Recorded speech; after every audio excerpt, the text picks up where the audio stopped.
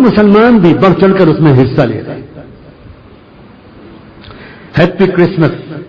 مسلمان بھی یہ SMS بھیجنا ترقی یافتہ مسلمان ہونے کی علامت سمجھتا ہے. Happy new year. لاکھوں مسلمان نوجوان تیاری کر رہے ہوں گے, آ رہا ہے 31 دسمبر, ہم بھی خوب ٹہلیں گے, ہم بھی رات بھر گھومیں گے, ہم بھی خوب گائیں گے, ہم بھی خوب خرچ کریں گے, اس لیے کہ نیا سال مناتے ہیں. سبحان اللہ. ہمارے مسلمانوں, واہ واہ مسلمان. ہزاروں لاکھوں لڑکیاں مسلمانوں کی اس 31 دسمبر کی رات میں شاندار کپڑے پہن کر, جینس پہن کر سڑکوں پر نکلیں گی, رات رات بھر تماشا کریں گی, اس لیے کہ ان کو یہ دکھانا ہے کہ ہم اصل میں عیسیٰ علیہ السلام کے بڑے قدر کرنے والے لوگ ہیں. عیسائی کیلنڈر کا ایک نیا سال شروع ہو رہا ہے نا, عیسیٰ علیہ السلام سے نسبت رکھتا ہے یہ نیا سال. تو جب وہ نیا سال آ رہا ہے عیسیٰ علیہ السلام کی نسبت رکھنے والا, تو ہمیں تو بہت کچھ کرنا چاہیے. پھر یہ اس امت کا حال یہ بھی خراب ہوا کہ جب اس نے دیکھا کہ دنیا کے عیسائی عیسیٰ علیہ السلام کا جشن ولادت اس طرح مناتے ہیں, تو ان مسلمانوں کو یہ جوش آیا. انہوں نے کہا کہ اچھا تم عیسیٰ کا جشن ولادت اس طرح مناتے ہو, تو ہم بھی محمد رسول اللہ کا جشن میلاد منا کر دکھائیں, ہم بھی منائیں گے, ہم بھی خود و فضول خرچیاں کریں گے, ہم بھی جلوس نکالیں گے, ہم بھی علم نکالیں گے, ہم بھی ڈھول تماشے نکالیں گے, ہم بھی نمازیں چھوڑیں گے, ہم بھی خوب تماشے کریں گے, اس لیے کہ حضور پاک صلی اللہ علیہ وسلم کا جشن میلاد منا رہے ہیں.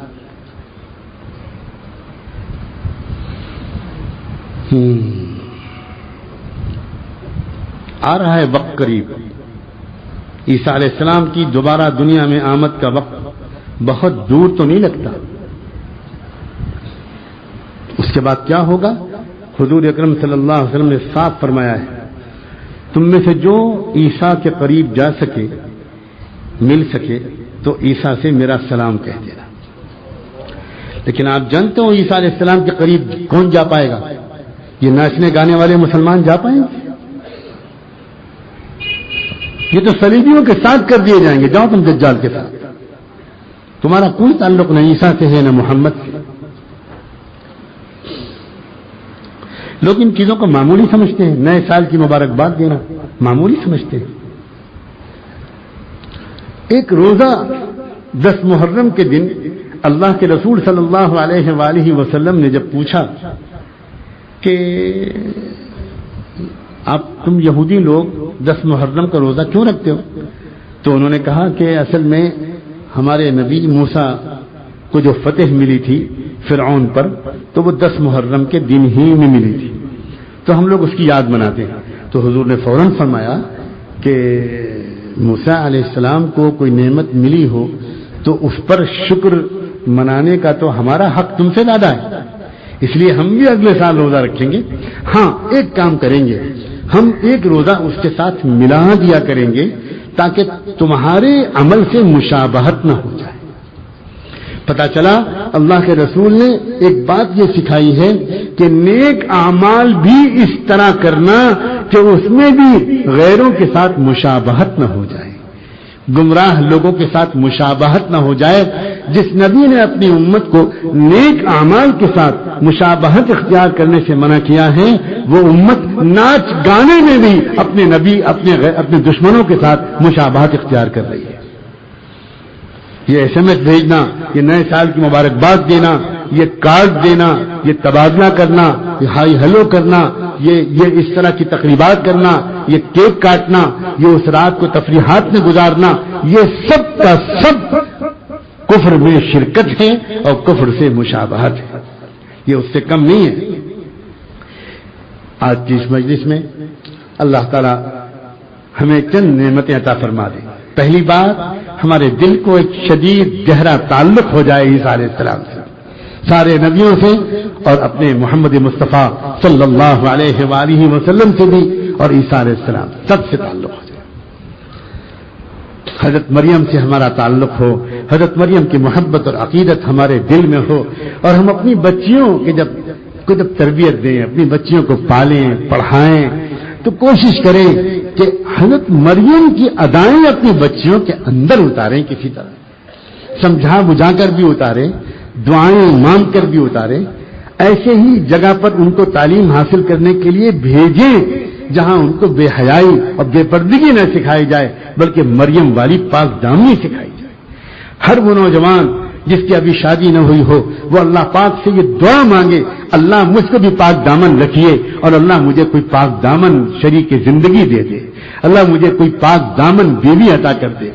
جو میاں بیوی پاک دامن ہوتے ہیں الطیبات للطیبین اور پاک دامنی کے ساتھ زندگی گزارتے ہیں، اللہ ان کی اولاد کو بھی پاک دامن رکھتے ہیں، خاندان پاک دامن بنتا ہے، اس کی وجہ سے برکتیں اترتی ہیں اس گھرانے میں.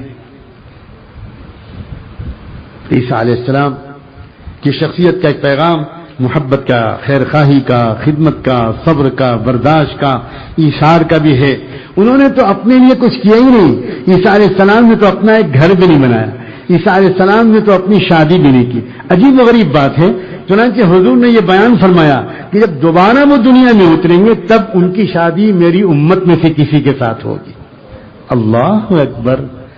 خود حضور نے فرمایا اور پھر ان کی اولاد بھی ہوگی. اور پھر ایک آخری بات اور سنو، حضور پاک صلی اللہ علیہ وسلم نے خود فرمایا ہے کہ عیسیٰ علیہ السلام جب دنیا میں دوبارہ آئیں گے تو اس کے بعد 40 سال رہیں گے اور 40 سال کے بعد ان کا انتقال ہوگا اور وہ میری قبر کے پاس مدینہ منورہ میں دفن ہوں گے. سلام ہو ام المومنین حضرت عائشہ رضی اللہ تعالی عنہا کے پر کہ حضور پاک صلی اللہ علیہ وآلہ وسلم اور صدیق اکبر ان دونوں کے بعد دو قبریں وہاں، دو قبروں کی جگہ اور تھی. حضور حضرت عائشہ کے شوہر تھے اور صدیق اکبر حضرت عائشہ کے باپ تھے، والد ماجد تھے.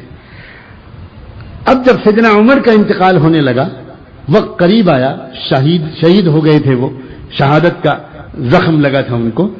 تو جب ان کو انتقال کا وقت قریب آیا، ان کو یقین ہو گیا کہ اب میں بچوں گا نہیں، تو انہوں نے ام المومنین حضرت عائشہ سے ایک درخواست کروائی کہ ماں عائشہ سے میرا سلام کہنا اور ان سے کہنا کہ آپ کا گھر وہ گھر ہے جہاں سے کوئی سائل کبھی خالی ہاتھ واپس نہیں گیا.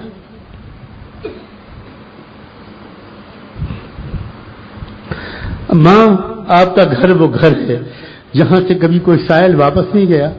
عمر مرتے وقت ایک درخواست کروا رہا ہے، اگر آپ اجازت دے دیں تو مجھے اپنے محبوب رسول اور اپنے محبوب ساتھی صدیق اکبر کی بغل میں جو تیسری قبر کی جگہ خالی ہے وہاں دفن ہونے کی اجازت دے دیں. ام المومنین حضرت عائشہ نے فوراً جواب دیا، اگر عمر کے علاوہ کسی اور نے یہ بات مجھ سے کہی ہوتی تو میں شاید نہ مانتی، اس لیے کہ وہ قبر میں وہ جگہ میں نے اپنے لیے چھوڑی ہوئی، مجھے وہاں دفن ہونا ہے، اس لیے کہ دونوں میرے محرم ہیں، میرے والد ماجد میرے ابا جان ہیں اور میرے آقا میرے سرتاج رسول اللہ ہیں. عمر تو میرا نامحرم ہے، تو میں اگر وہاں پر اب عمر کو اجازت دیتی ہوں تو اس کے بعد تو دفن نہیں ہو سکتی.